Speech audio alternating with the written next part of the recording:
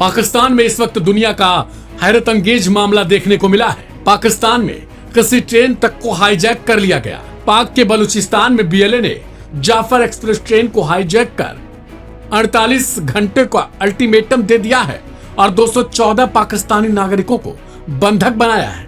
बंधकों में सेना के जवान, अर्धसैनिक बल, पुलिस और खुफिया एजेंसियों के अधिकारी भी शामिल बताए जा रहे हैं। बीएलए का दावा है कि पाकिस्तान के 30 से ज्यादा सैनिकों को उसने मौत के घाट उतार दिया है। अब बीएलए ने पाकिस्तान की जेल में बंद बलूच कैदियों की रिहाई के लिए शहबाज शरीफ सरकार को 48 घंटे का अल्टीमेटम जारी किया। हैरानी की बात है कि शहबाज के अधिकारी इस पर कुछ भी बोलने को राजी नहीं हो रहे हैं। फिलहाल खबरों की माने तो अब तक सुरक्षा बलों ने 155 यात्रियों को सुरक्षित निकाल लिया है। पाकिस्तानी सेना सूत्रों के मुताबिक अब तक 27 विद्रोहियों को भी ढेर किया गया है।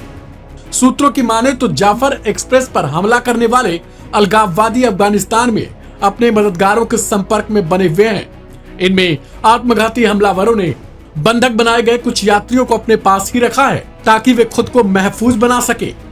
पाकिस्तान सरकार से क्या है बीएलए की मांग? बलोच लिबरेशन आर्मी यानी बीएलए की मांग है कि पाकिस्तान की जेलों में बंद उनके राजनीतिक बंदियों और कार्यकर्ताओं को 48 घंटे के अंदर छोड़ दिया जाए। उन्होंने धमकी देते हुए साफ कर दिया कि अगर तय समय सीमा के भीतर ऐसा नहीं किया गया तो वे ट्रेन को पूरी तरीके से उड़ा देंगे और इसमें पाकिस्तान सेना से लेकर तमाम सुरक्षा एजेंसियों के कर्मी भी मारे जाएंगे। पूरे मामले पर पाकिस्तानी सेना ने बड़ा दावा करते हुए कहा है कि उन्होंने बीएलए के कब्जे से 155 बंधकों को सफलतापूर्वक निकाल लिया है। हालांकि करीब 100 बंधक अभी भी लड़ाकों के गिरफ्त में हैं, लेकिन इनकी सही संख्या अभी तक बताई नहीं जा रही है। वहीं मुठभेड़ में बीएलए के 16 विद्रोही मारे जाने के दावे भी किए गए। बीएलए चीन की घुसपैठ से है खासा नाराज। बलूचिस्तान जिसे बीएलए अलग प्रांत अलग देश मानते हैं, उनकी एक अलग सरकार भी चलती है। बलूचों की पहली और सबसे बड़ी मांग यह है कि बलूचिस्तान में पाकिस्तान की किसी भी एजेंसी या सुरक्षा एजेंसी का कोई भी अधिकारी या नुमाइंदा न हो। इसके अलावा बलूचों की बड़ी मांग है कि चीन के साथ सीपेक प्रोजेक्ट को तत्काल खारिज कर दिया जाए, क्योंकि उनके द्वारा खनिजों का दोहन किया जा रहा है। इन प्रोजेक्ट्स की वजह से बड़ी संख्या में समुदाय के लोग विस्थापित बताए गए, इसलिए इसे तत्काल रद्द करने की मांग की गई है। गौरतलब है कि बलूचों द्वारा पाकिस्तान पर यह कोई नया हमला नहीं है, बल्कि ये लगातार पाकिस्तान अधिकारियों से लेकर कर्मियों और सेना पर हमले करते रहे हैं। इससे पहले आपको बता दें कि इन्हीं बलूचों ने पाकिस्तानी सेना पर भी अटैक बोला था और उनकी कई चौकियों पर भी कब्जा जमाने का दावा किया था। अब सुनवाते हैं आपको इस पर पंजाब के पूर्व डीजीपी एसएस विर्क का क्या कुछ कहना है। देखिए, मैं टीवी के ऊपर ये खबर सुना हूँ। एक बहुत ही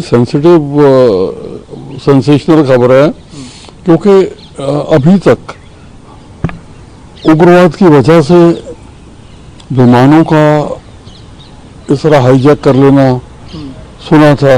कई बार कुछ बसेस भी इस तरह रूट डाइवर्ट करके ले गए थे उग्रवाद के अंदर, मगर एक ट्रेन को, अब जैसे इसमें बताया गया कि कोयटा से पेशावर की तरफ जा रही थी जाफर एक्सप्रेस, उसको रास्ते में हाईजैक करेगा। ये एक अपनी तरफ से आतंकवाद का एक नया तरीका है जो पाकिस्तान के अंदर ये घटना घटी है। अब दूसरी चीज़ ये है कि पाकिस्तान को अगर आप देखेंगे तो पिछले 30-40 सालों में पाकिस्तान उग्रवाद की या आतंकवाद की एक नर्सरी बन के चल रहा था। जिस वक्त अफगानिस्तान में हालात नॉर्मल थे, ये वहाँ पर ट्रेन करके तालिबान अफगानिस्तान में भेज रहे थे। उसी तरह कश्मीर के अंदर इन्होंने भेजे, पंजाब के अंदर भी वहाँ ट्रेन करके भेजते रहे। तो इन्होंने अपनी तरफ से हमेशा ये कोशिश की कि अपने पड़ोसी देशों को डिस्टेबलाइज करके रखा जाए। पहले अफगानिस्तान की बारी थी, बाद में कश्मीर आ गया, पंजाब आ गया। तो अब वो मेरे ख्याल में उसे कभी भी जब आप आँख से खेलते हैं ना, आपके हाथ जलते हैं कभी ना कभी। तो ये किस फॉर्म में जल गए, ये आज एक नई उग्रवाद की, देखिए वहाँ पर बहुत से ऐसे केस आए हैं पहले भी जहाँ लोग मस्जिदों में घुसे और उन्होंने अपने आप को ब्लो अप कर दिया, मिलिट्री एरिया में गए, खुद को ब्लो अप कर दिया।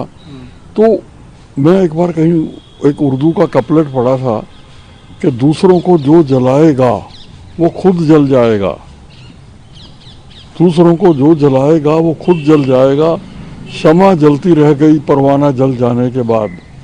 तो इन्होंने दूसरों को जलाने के लिए जो आग तैयार की है, आज पाकिस्तान को उसी आग का सेक लग रहा है। मतलब अगर रेडिकलाइजेशन और दूसरों को, पड़ोसी देशों को डिस्टर्ब करने के लिए पाकिस्तान को उग्रवाद की नर्सरी न बनाया जाता तो शायद इस तरह की घटनाएं न होती। अब एक इनएक्सेसिबल एरिया में अब दूसरी ये मिलिट्री ऑपरेशन के बिना ये इसका हल नहीं निकलेगा।